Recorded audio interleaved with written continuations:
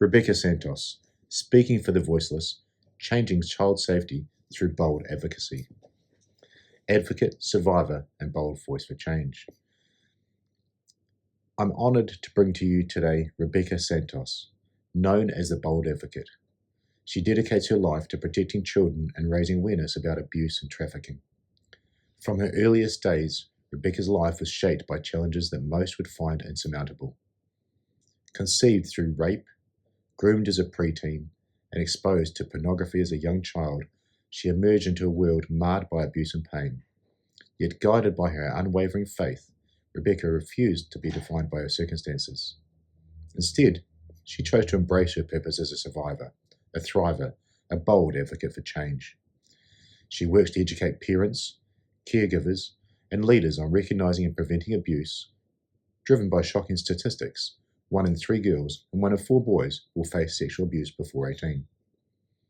With encouragement from her husband, Rebecca embraced technology to amplify her advocacy, using social media and her website to connect with others and share resources. Her mission is fueled by real-life stories of trafficking, like a 16-year-old girl narrowly escaping abduction at a football game, and by the limitations of law enforcement, highlighting the need for community involvement. Rebecca also emphasizes personal safety, inspired by a terrifying experience that led her to seek firearm training and self-defense education. She advocates for open communication with children about body boundaries and recognizing behavioral changes that may signal abuse. Politically engaged, Rebecca underscores how leadership and policies shape child advocacy efforts and encourages voting for candidates who prioritize safety. Her advice to aspiring advocates is simple: take action, leverage resources, and collaborate to combat exploitation. Through her relentless efforts, Rebecca Santos inspires others to stand up for vulnerable children and be part of the solution. You can find Rebecca at theboldadvocate.org, and the show links are below, and on Insta at theboldadvocate. Thanks for watching. I'm Damien Porter, former New Zealand Special Forces operator, subject matter expert from HowNotToDieGuy.com. And you're listening to my Straight Talk Mind and Muscle podcast, sponsored by State, the ultimate daily formula for optimum hormone health, stress management, energy, and performance. 100% natural and clinically proven ingredients. Provides everything you need to raise your game in a convenient gut-friendly capsule. And my new sponsor, Michael Mason of the Mason Survival Protocol. Links for my former shows are in the show notes below. Thanks for watching. And we're live. Welcome to the Straight Talk Mind and Muscle podcast. Welcome to my guest from USA this week, Rebecca Santos. Welcome to the show. Thank you so much for having me. I love your title or your subtitle, The Bold Advocate. Now, what does that mean? Because it's quite a bold sort of title. Yeah, thanks for asking. So, I knew that I wanted to do child advocacy online, and it wasn't just going to be for children, it would also be for vulnerable people, no matter their age. And so I didn't want to hinder myself with the bold child advocate or anything of that sort. I just wanted to be able to speak up for the vulnerable in society. And I've always been called really bold. And so AI is wonderful if it's used rightly. Yeah. And so I kind of typed in my description of what I was looking to achieve, and it said, the bold advocate. And I said, I really like that. It has a ring to it. And so the purpose is for me to be a voice for the vulnerable in society, boldly. Awesome. That's brilliant. Gosh, that makes me feel old. Thinking about how I came up with my subtitle or my name, and it took me about at least 2 months of trying to figure out how to come up with How Not to Die Guy. And you've managed to use modern world technology, literally with the same thought process, but it's got sped up through the interweb. So well done. Yeah, no, thank you. Actually, I can't take credit for it. My husband is just so smart, and he has just encouraged me to learn how to be in the world, but not be a part of the world. Oh wow. And part of that is technology, where for a long time I didn't even want to be on social media. I saw it as evil and nothing good was coming from it. But he said, no, you need to learn how to use it for good. And then he taught me how to use AI for good. And so now I'm just using all the tools for good. That's awesome. And it reminds me a little bit of Lindsey Graham. I think that's how we connected, the Patriot Barbie. Um, she was the first person, and I talk to my special forces buddies in the United States all the time, every day. First person to give me a chance of hope for USA, because what's going on over there just seems crazy at the moment. But she actually, at the end of it, she gave me some idea that things could come right. So also the same thing with you, really positive using social media for the good side of things, because there's so much good stuff from so many great people on the social media space as well. Yeah, it can be really daunting. It can be discouraging, especially when you have a great message and you're raising awareness for something like child abuse or vulnerable adult abuse, and you're being suppressed on the algorithms and whatever have you. It can be discouraging, but I do believe if you be consistent, you keep pressing forward and you keep the mission in mind, that all can fall to the wayside for the mission that you have. Perfect segue into me just trying to succinct things more. And what is it that the Bold Advocate does? Yeah. So the Bold Advocate started off as really just a way to raise awareness to help equip parents and caregivers to better protect their kids. Right. So the mission is to learn what the situation of abuse is, not just in America, but around the world.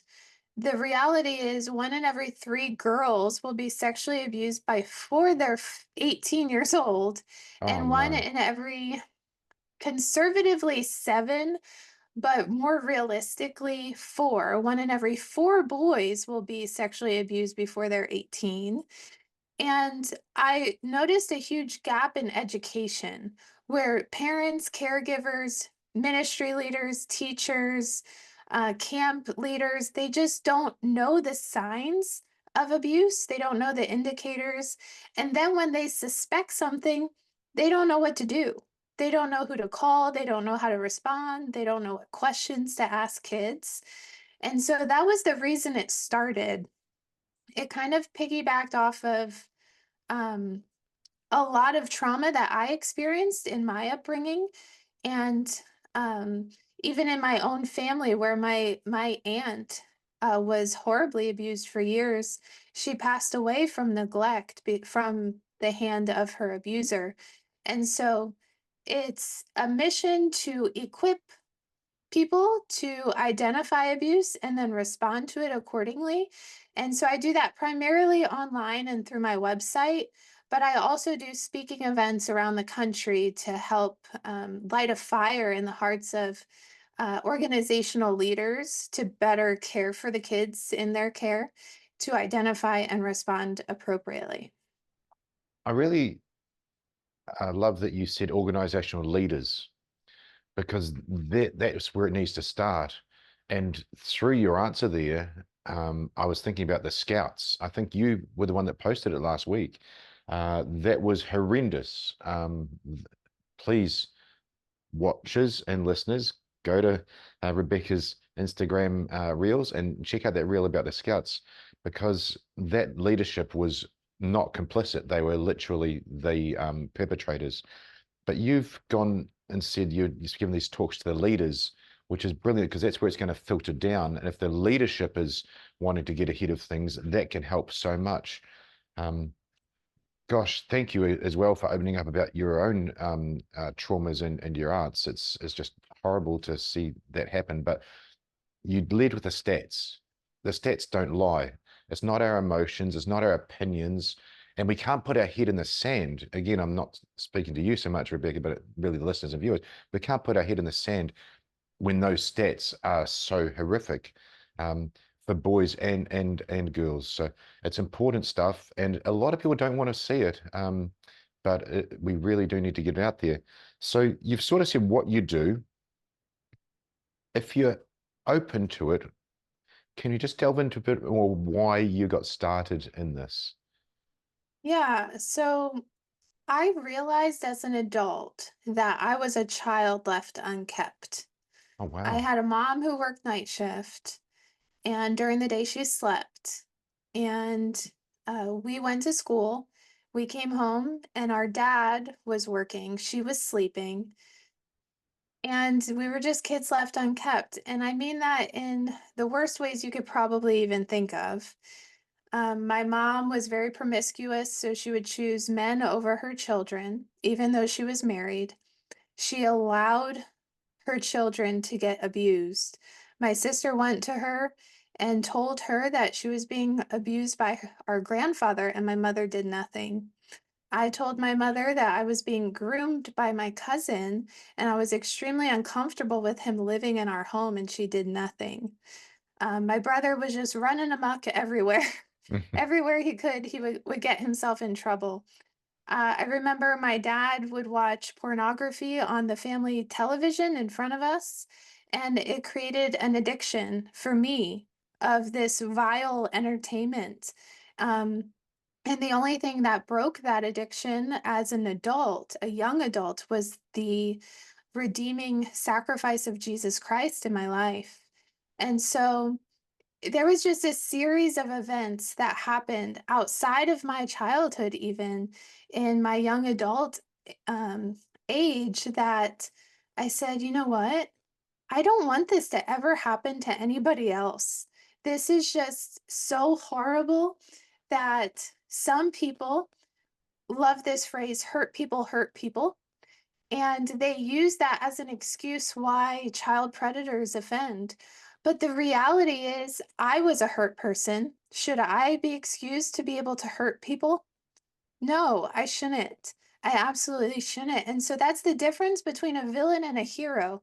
A villain will see their pain and use that pain to inflict pain on others, even though they know how bad that affected them. The hero will say, I experienced that pain and I never want anybody else to experience that pain. And so I'm going to do everything in my power to prevent others from experiencing that pain.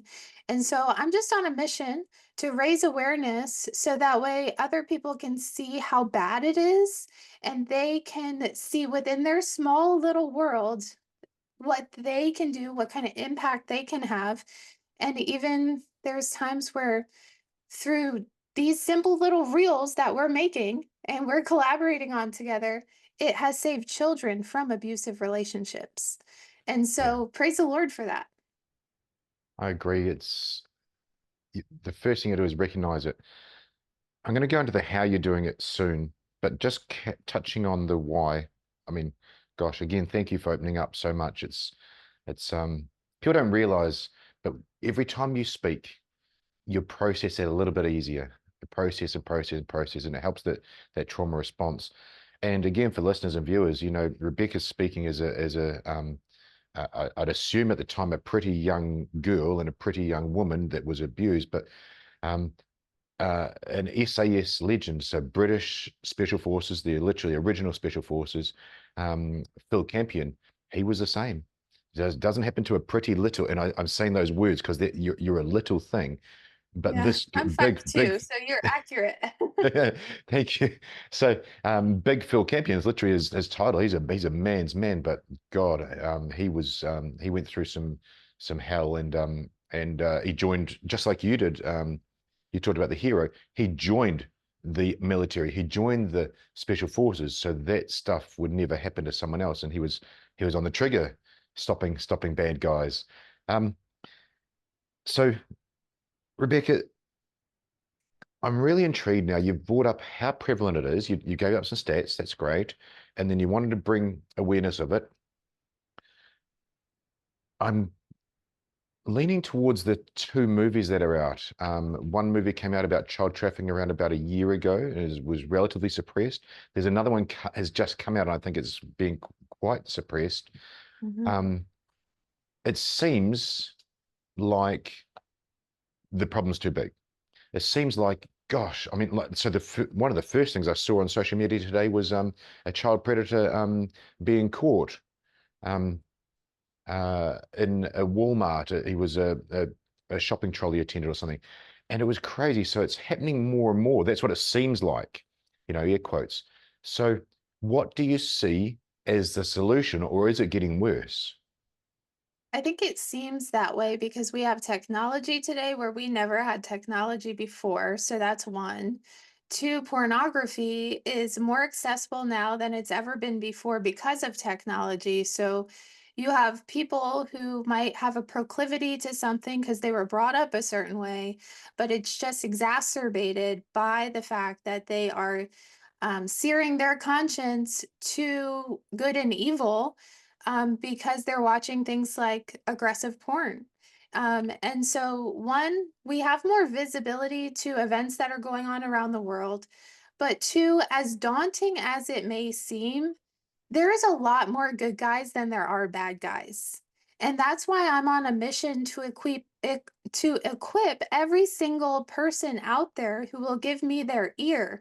Because if it's not just me who's looking for abuse, but it's everyone in my vicinity, if it's everyone in an organization, if it's everyone in a school, if it's everyone in a church, then you're not only putting that pressure on organizational leaders, you're having eyes around all over the place to be able to identify if children are being abused, if people are being trafficked, if someone's being groomed, if there's a predator in wolves, or if there's a wolf in sheep's clothing Mm, lurking nearby.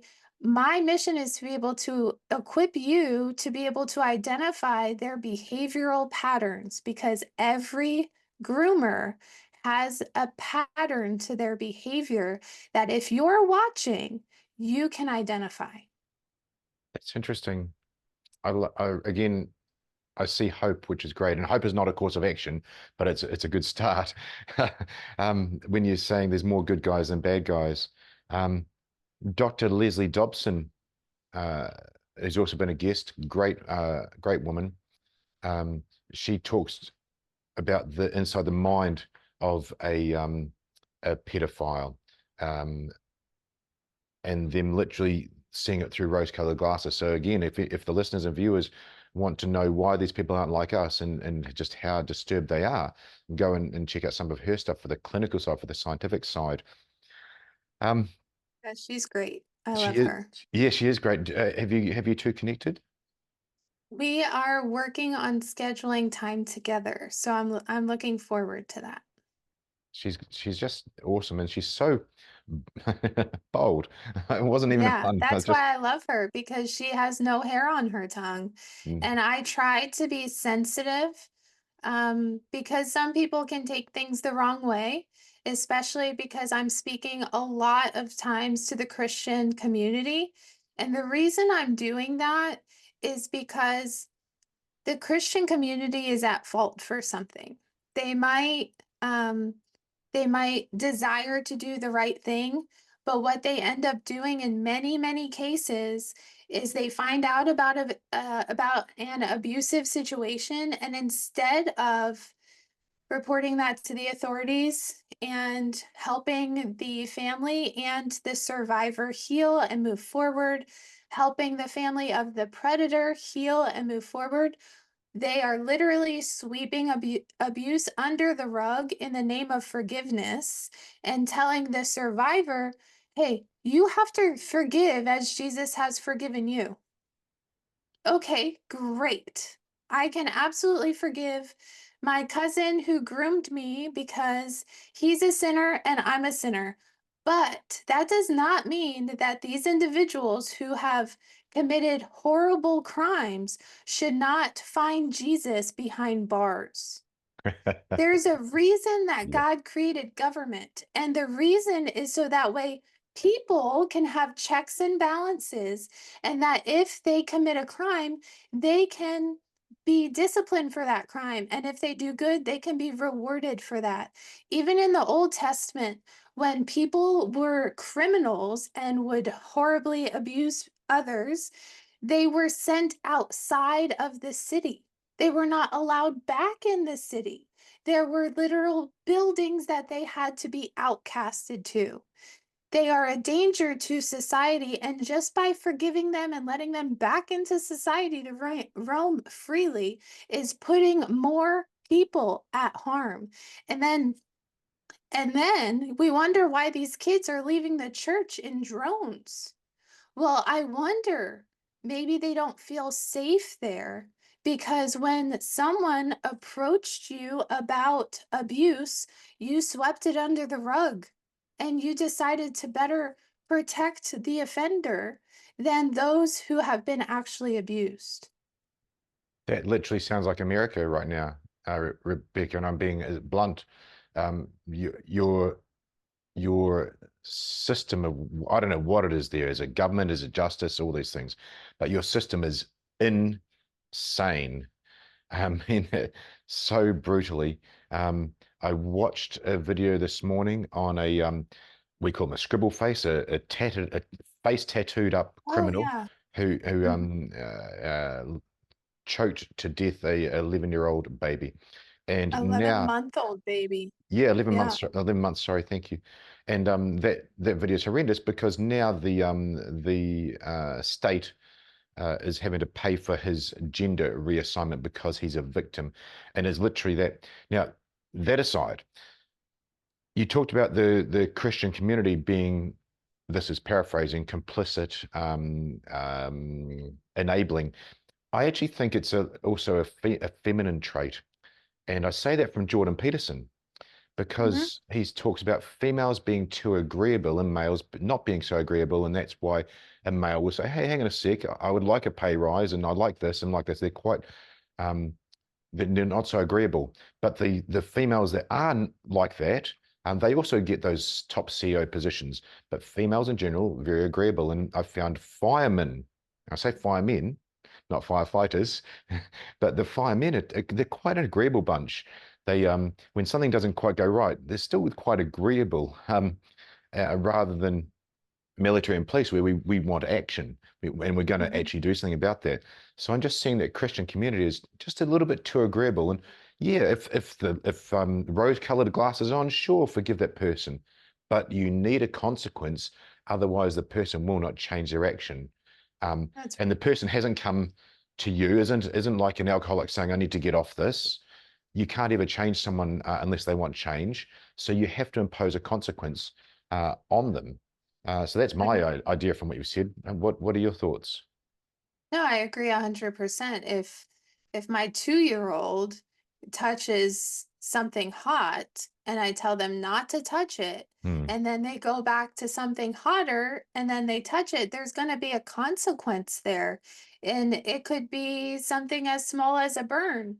But if we're not teaching our children that there's consequences to their action, and then when they do something bad, not actually following through with consequences, we're not doing them any good. They're gonna No, end up in jail. Like, it doesn't exactly. even make sense not to dish consequences out to people. Do we honestly think that people who are attracted to children or are attracted to aggressive, intimate relationships, do we honestly think that they are just going to stop because they said sorry? Hell no. Where's the logic in that? Yeah, I love that you use the child analogy. I used it when I was doing a lot of health coaching. I teach my baby boy to sleep. I teach him to eat. Same thing. You need to do that as an adult. You need to have those simple things. But um, same thing. And an adult needs consequences. No different than the kid. Absolutely no different. So again, just trying to put this one in, tie this one in a bow. Um, do you see it? Sorry, I'm a crayon guy. So do you see it as getting worse in the States, or do you see it as improving, just that we're seeing more? Um, as you said with technology, we're getting a much bigger view of how bad things are. But do you see the remedy getting better? I think that there's definitely hope, but this election will definitely decide what direction we're going in, whether or not things are going to get better sooner or possibly later, or it's just going to hit the fan, quite Can honestly. can I pause that, because that's a lighting the fuse on a massive subject there. how can you, and I'm just as an interviewer, how can you pin your hopes on an election? You're saying one party. Is it a party you guys have over there? Because you have a air quotes president. How can you say that the good of kids rests on one election? What's your logic there? Because there's a clear line in the sand right now. We have one administration that is pushing for the slaughter of children in the womb. They're pushing for the gender affirming care of children.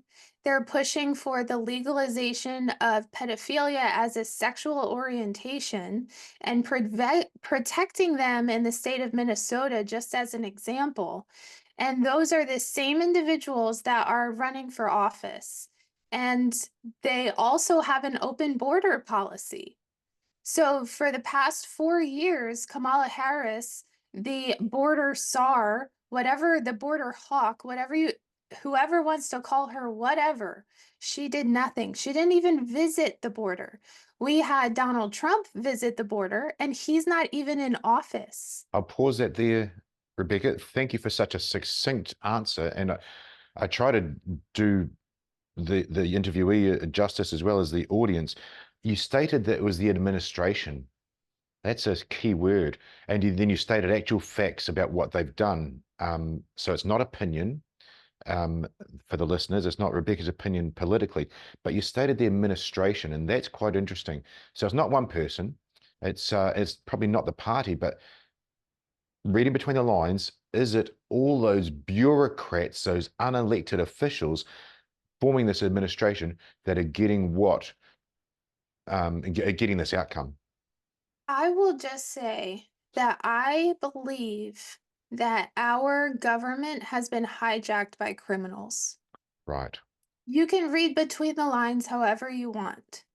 But the fact of the matter is that there's individuals who are not only um, allowing crimes to happen, but when crimes do occur, people are being released from jail.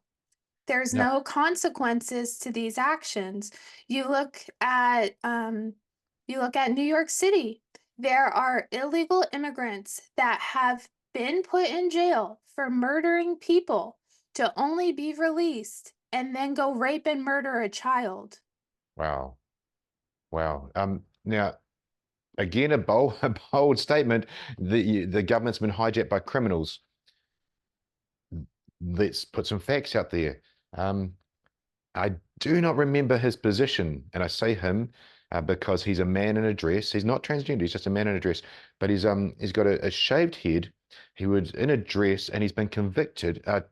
He was arrested, charged, and convicted 3 times of stealing airport luggage of other people.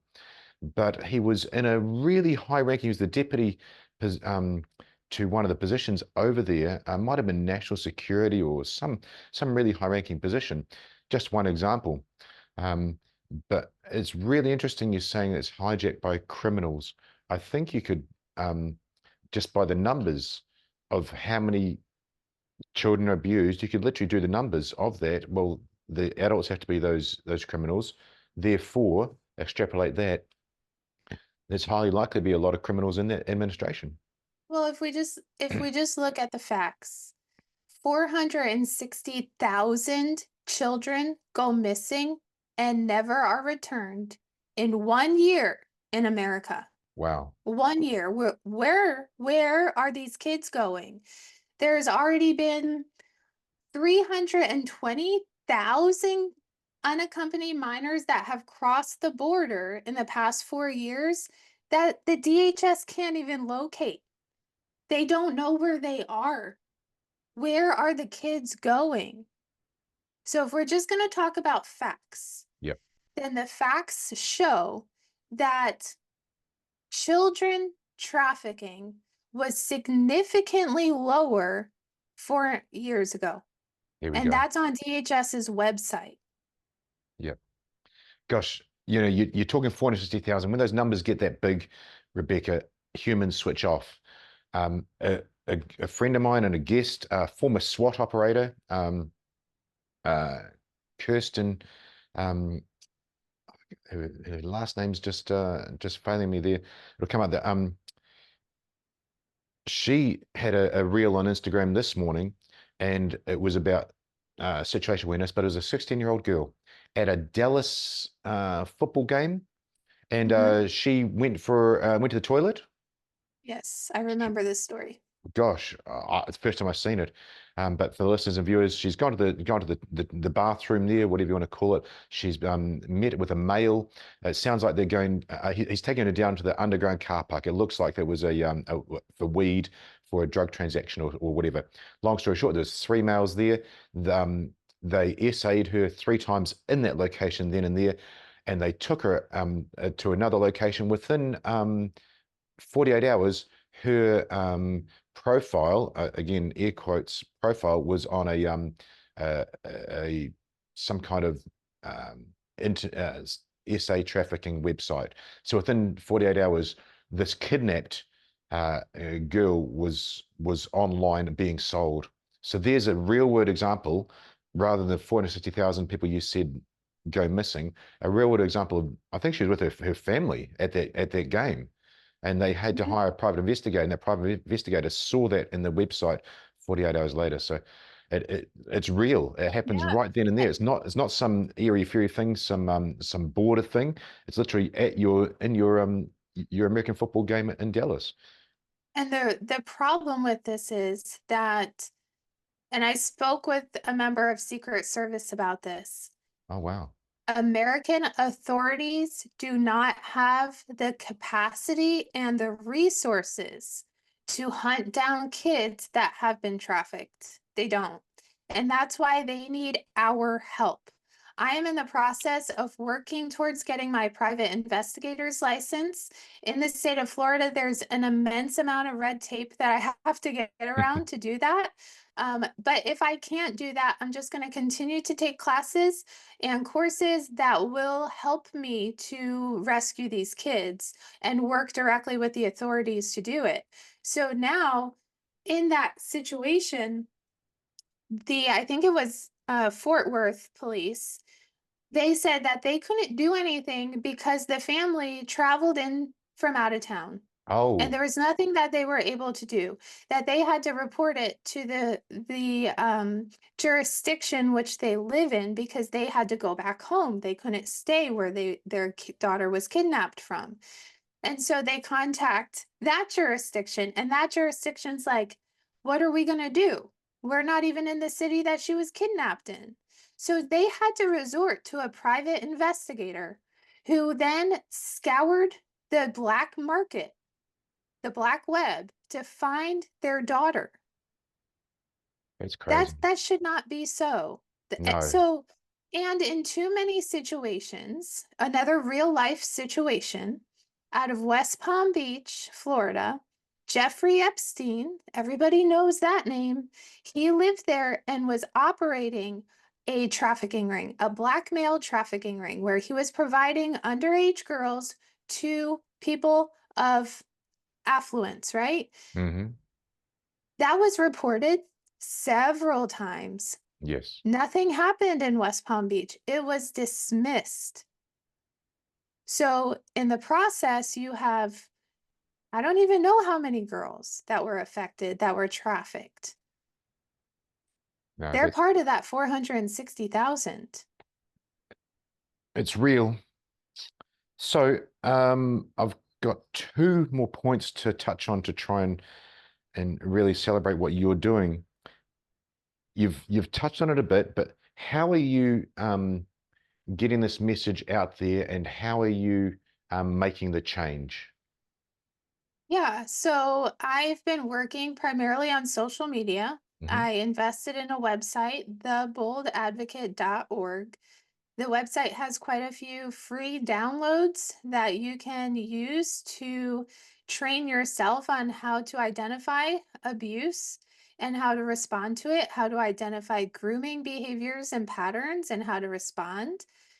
So I'm doing that. I'm also being featured on podcasts like this so I can get that message out. I recently started a podcast myself. It's, I guess, technically a vidcast from what I Wow. heard, because it's not on Spotify Amazon Podcast. It's on Yep. YouTube, and then I was encouraged to put that on Rumble. So we'll see how that goes. But Yep. so myself and another child advocate are working together to talk about current events and how they affect children and what we can do. So there's a lot that we can do. And I just want to encourage everybody, get all the free resources you can. A few of the resources I've created are $5. So you can, I want to make sure it's affordable for everybody to Yeah. be able to access. Just go read them, just go watch the videos, and just take action. When you see something, do something. I just want to touch on a point for the listeners and viewers. We've reiterated it somewhat. Bad guys do not think like us. Now, I'm in the self-defense realm. I'm literally when the worst cases happen to you, and you're from the abuse realm with kids and, as you said, at-risk people. But bad guys, they don't think like us at all. They do not have the same morals. They don't have the same thought processes. Leslie Dobson is awesome when she says a pedophile has literally got this love sickness in their head. They think they're going to teach that 5-year-old how to air quotes make love and all this craziness in their brains. No right person in their mind thinks like that. Same as a bad guy doesn't think like that. They don't think twice about using violence. But I just want to reiterate it, coming back to your Christian one, the agreeable people, the unreported and so on. They just don't think like us. And you can't put our set of rules on them at all. Now, uh, how have you managed not to get cancelled on social media? Because I'm intrigued. You talk about some interesting things, and if it's true that the administration are criminal and complicit, and I believe it is, example, Jeffrey Epstein there, the case was dismissed. Example of the original Twitter people literally enabling all this. If that's true, which I believe it is, how are you not getting cancelled on social media for this controversial topics? I pray. I pray a lot. That's one. Secondly, I think that um, I'm at risk of being canceled on social media. First of all, I was looking yesterday, and I think you probably saw my story. I think you liked it. I shared a screenshot of, they have it where all of my posts are at the bottom of my followers' feeds now. I can no longer get monetized, not like I was before. Things like that. And I've posted 4 things that they did not agree with. One was a real news article about a teacher who poisoned her kids with her husband's semen. Oh my Uh, God. it's like a satanic ritual thing that Yeah. people do. And then when they investigated her, they found an immense amount of child sexual abuse material in her house Wow. and a whole production room for it. Another one was 2 comments that I had made about my faith. Another one, the last one was, I posted a news story into my stories of Kamala Harris possibly wearing an earpiece during Yeah. the presidential debate. Yep. So those 4 things got me flagged. I think a lot of people don't like my stance on abortion as well, and so they'll report my account. Yeah. So I don't have an answer outside of, I have really loyal followers that really love me, and I'm so thankful for them. They believe in the Bold Advocate community and the mission that we're working on. And so they keep me afloat, as well as lots and lots of prayer. But besides that, I started venturing off onto other social platforms. One is called Tuvu, Tuvu. And if you go to my website, you can get free 30 days of their service. They are a no ads, no algorithm, fully funded by their users social media platform. And they've contacted me directly saying that they love my content, they love what I'm doing. And so they're working with me to get all of my stuff transferred over to their platform so that way I'm not censored anymore. That's brilliant. Yeah, really, really good. The canceling is is tough. I watched Lindsey Graham again, Patriot Barbie. Her her whole social media and and her whole her website and things was cancelled, but she got it back like a day later. But she, from memory, from the show, she actually has created a new payment platform. A lot of people get their PayPal cancelled, or whatever, Shopify cancelled. One example, a friend of mine makes some rubber trainers for knives, guns, hammers, for self-defense, for law enforcement, and he had his payment system cancelled. But I believe Lindsay's set up a alternative payment system that won't ever go down. So that was, again, taking action. I thought that was being quite forefront. So really good that you're on the other platforms. I think Rumble could be pretty good. I guess then that brings me to my kicker question. I actually wrote one down. I hardly ever make questions up, but what advice would you give your starting self on all this? Again, you've gone this far on your journey of advocacy for SA and child exploitation and vulnerable people. But if you had to do it all over again, what advice would you give yourself? And I ask this for the other people out there that obviously you want to bring on board to do the same thing. Yeah. I would say I should not have put all my eggs in the Instagram basket. Because I thought, because there are an immense amount of online predators on Instagram, and I really wanted to do the private investigating thing and turn them over to the authorities, and I have. And I've taught my followers how to do that as well. If you see anybody online that looks like they are predatory, that it looks like they're selling child sexual abuse material, or that they're preying on children, you can go to report.cybertip.org, and that goes to National Center for Missing and Exploited Children. And you put as much information in there, screenshots, links. You can even submit it anonymously. They run a full investigation, a cyber investigation on those profiles that you put in that report, and then they'll send it over to Secret Service or the proper authorities, even if it's outside of the United States. We've gotten people in India arrested. There's a huge operating investigation right now happening in Japan because of a submission of what we found online. And it is a legit child trafficking ring happening out of Japan. And so I would say I probably should have put my eggs in multiple baskets to begin with, and not just the Instagram basket. And I would say that's probably my biggest thing that I could have done better. Thank you. Thank you. Because so many people hear these shows, they're inspired, and um, they want to follow or do the same thing, or add to it. And you're saying about Japan, I've got SF buddies, former SF buddies, that are literally out there cracking these rings. Um, they get on top of that as well. You said report.cybertip.org. I'm assuming the different websites like Tuvu and that, all these links that you mentioned are on your website. Yeah, yeah. So if you go to my website, I have a resource page that will give you more than you can probably handle. Book recommendations, free resources on there, digital downloads, websites that you can go to report people that are nefarious, things of that sort.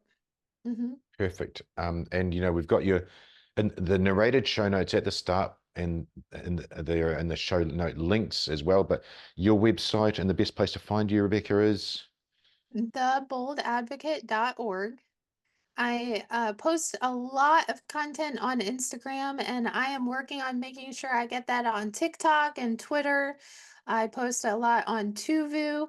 There's a lot of exclusive content on Tuvu since I'm working with them directly to Mhm. grow their. They just have an amazing platform. They have a great platform. Use the link on my website to get a free 30-day trial. After that, it's only $5 a month. So if you're already paying for that check mark on Instagram or Mhm. verified on Twitter, just another $5. But it is wonderful content. You won't be censored unless it is just nasty material, right? If it shouldn't be on there, if it's harmful to people, it will be taken down. Now, lastly, and from this organic conversation, as we said offline at the start, what advice would you give to parents to stop? I mean, it was an obvious one. What advice do you give to your mum if you know, don't do the things that she did and don't do the things um, your dad did and so on. But bad guys don't think like us. But what Yeah. advice would you give to good parents that want to um, keep their kids a bit safer without, you know, wrapping them in cotton wool, um, that you've seen? What's some ideas? Be involved early. Kids are going to face different obstacles, challenges, perils, call it whatever you want, but it will be shocking to them if they weren't prepared to face it. And so it's not a matter of if a pornographic website pops up on your kid's laptop, it's a matter of when it pops up on your kid's laptop. Mm, It's not a matter of if a child's going to be solicited to sexually online, because 1 in every 5 kids are sexually solicited to online before they're 18. It's a matter of when that's going to happen.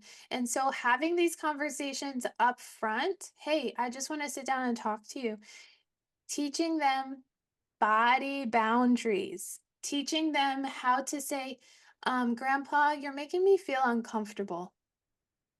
A lot of times kids are taught obey your elders. But what if their elder is making them uncomfortable? What if yeah, their elder is grooming them? What yeah. if their elder is touching them inappropriately? They don't know what to do because they've been told their whole life, obey your elders. You have to talk to your kids about the situations they're going to face.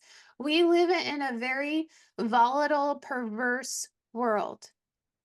And I still believe that the good guys are outnumbered by the bad guys. And if we could all put all of our differences behind us and rally together, we would be an unstoppable force of reckoning. So talk to your kids, learn your children's behavioral patterns. And when something changes, ask a lot of questions. So if your kid, for example, is dressing one way. She or he is dressing with jeans and a t-shirt. And then out of nowhere, they start dressing provocatively. That's a sign. You need to Mm, look into that. mm, Or they start wearing lots of clothing. They're taking lots of showers. mm, That's a sign you need to look into that. Let's say their eating habits change. They were downing a Wendy's number 5 in 2 seconds, and now they're running to the bathroom every time they put food in their mouth. Something caused that to happen, and you need to ask questions. Let's say that your kid was in love with softball and what could not wait to go practice. And then all of a sudden they were not interested anymore. There's a reason for that. And you need to ask more questions. And you need to be gentle about it because what you don't want is your kids to feel like they cannot come to you and talk to you about these hard things. You have to be their go to because if you're not, the internet will be or their friends will be. And that is not what you want for your kids. that just blew my mind, Rebecca. It really did, and it was so obvious. Kind of when I teach the groups, the self-defense side of things, it was super obvious to me, and then it becomes obvious to them. But gosh, that was interesting. You know, taking showers, wearing more clothes, you know, being unattractive, or suddenly they're switching off their favorite game. That's going to But be. let so I talked a lot towards older kids in that those examples. Let's talk about the Mm, younger kids for a minute.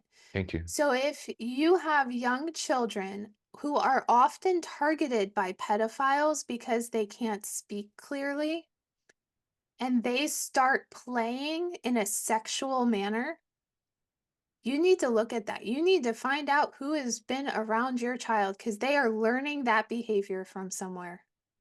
Of course. Let's say that they take their toys, they start rubbing it against, private parts, or they come up to mom and they start acting a certain way with sexual behavior. They learned that from somewhere. It might only be from a movie, and that's fine, but at least you can find the root of that so that way that child does not continue watching that movie or whatever the case is. So there's different things that you can do. Like I mentioned, downloading those free resources to know what to look out for. If you know what to look out for and the people around you know what to look out for, then you have more eyes protecting your kids. And that's what we need in this world right now. We need every good guy to be equipped to identify uh, groomers, to identify predators, to identify abuse, and know how to respond to it. Wow, mind blowing. And I don't mean that lightly in any way, shape, or form. It's brilliant. It's so simple. As you're saying, but the slightly older ones there, you know, the signs, it reminded me of domestic abuse. And I say this so often, domestic abuse doesn't need self-defense until it does. As a former police officer, domestic abuse needs psychological help and then social support to be able to leave the situation. But it sure as hell needs self-defense when and if it goes wrong, but that's useless if you're going to wake up with the person the next day. So Mhm, we need to do all those right things, identifying the bad people, identifying the situation, saying no, equipping the child. But then also, what if literally physically that 16-year-old we talked about in Dallas, and you rightly said Fort Worth, then goes and gets assaulted or kidnapped? They need physical skills as well. And mhm. a great bodyguard of 30 years, Sean Gallagher, and I, we state that we believe self-defense should be taught in schools compulsory, same as swimming is compulsory. So not only, and I'm adding to what you're doing, not only do these people need those soft skills right up until the point that it goes kinetic, fancy word for goes to needs action. And when it takes action, my 9-year-old boy needs to know that anti-kidnapping.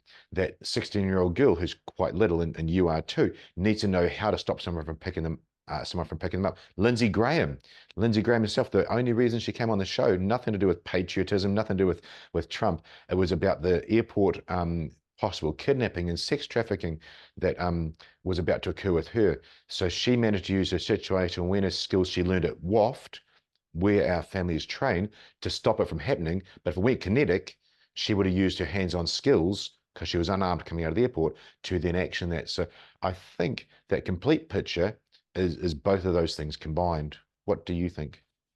Yeah, I agree 100%. I love WAFT. I am planning a trip. They're not far from me. I'm in Florida. They're also in Florida to Awesome. be able to equip me and my daughters.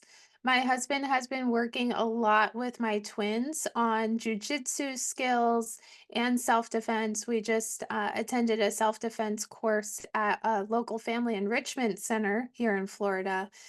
And I had a very scary situation when I was about 24, 25 happened, where a man who I don't know who it was tried to break into my apartment with me and my very young three daughters. Yep. And he was banging on the door and he was yelling my name. Somehow he knew my name.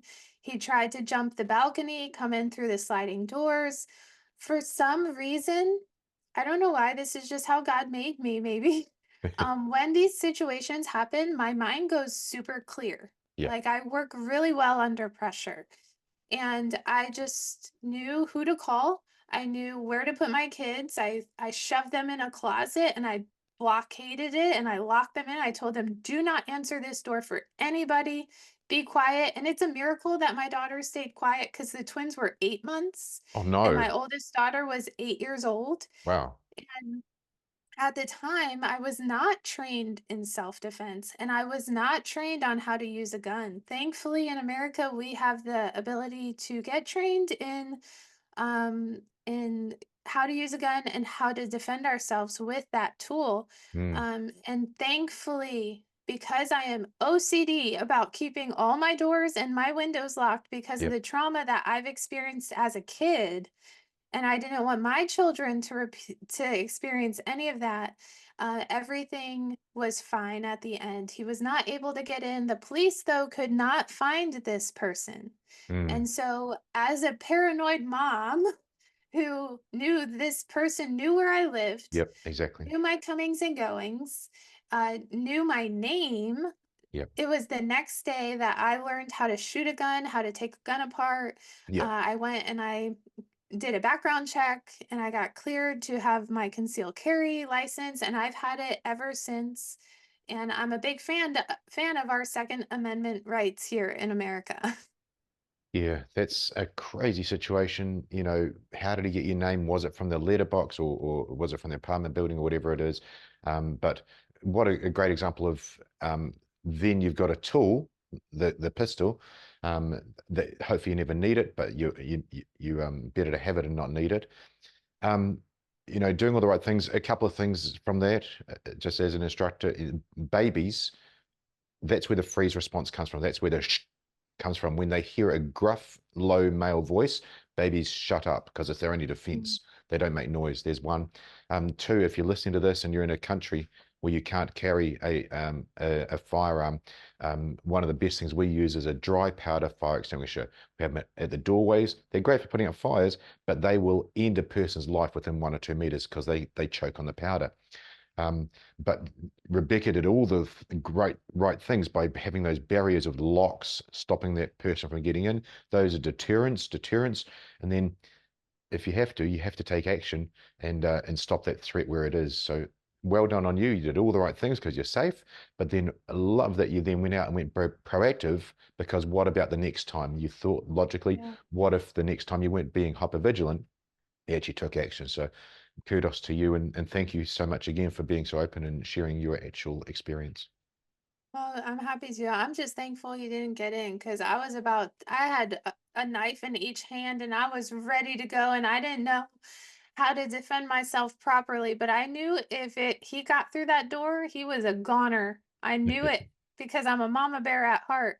But thankfully, I have not had to use my gun since I've purchased it, and I own multiple. Yep. But there was one situation where a man was following me in my car. He followed me to the gas station. I stopped. He started approaching my vehicle.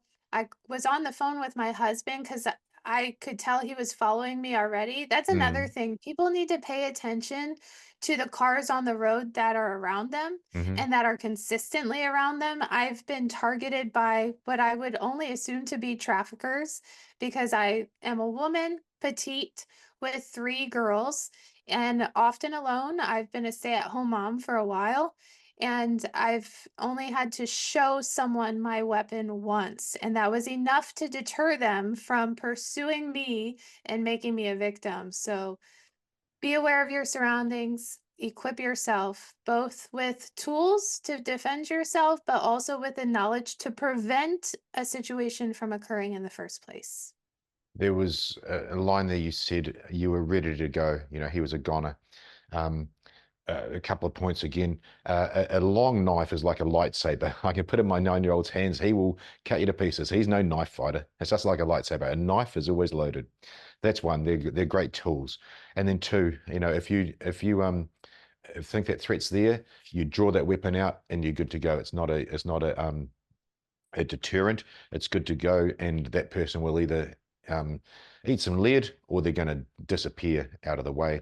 Um, yeah, wow, some crazy experiences, but real, and that's what you are. The bold advocate. You're very realistic on things. Thank you, Rebecca, for coming on the show. Thank you for Thank what you. you so much for having me. I've enjoyed our time today and I love the work that you're doing. Thank you for doing it. It is vital in the society that we live in. It is. Thank you. I appreciate that. Yeah, it's just been a pleasure listening to your story and trying to dig in deeper. So, look, listeners and viewers, check out the website. The links are in the show notes below. Links are at the start. And yeah, let's make a difference, because it just takes that one person to step in my opinion. Amen to that. Hi, thanks for watching. I'm Damien Porter, former New Zealand Special Forces operator and former Australian police officer, and your podcast host.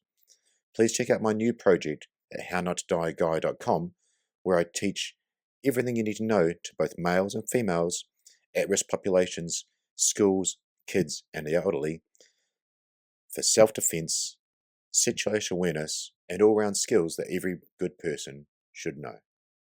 Thanks for watching.